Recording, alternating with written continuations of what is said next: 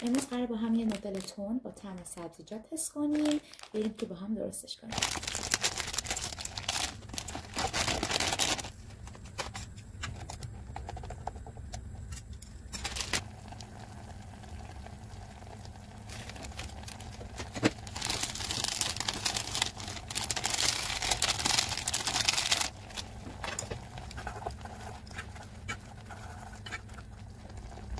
خوشگل، خیلی خوشگله.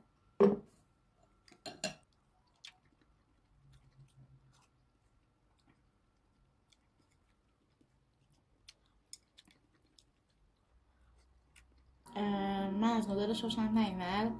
یکی اینکه خیلی تنده، چیزی من سسش رو خیلی کم ریختم، نه همه اینجا هم داره میسوزه. اون که مزه ماهی میده تان کنی، ولی من رکب خوردم چون فکر کردم سبزیجاته. از 1 تا 10 هم بهش 6 میدم چون فیوریت من اصلا نیست.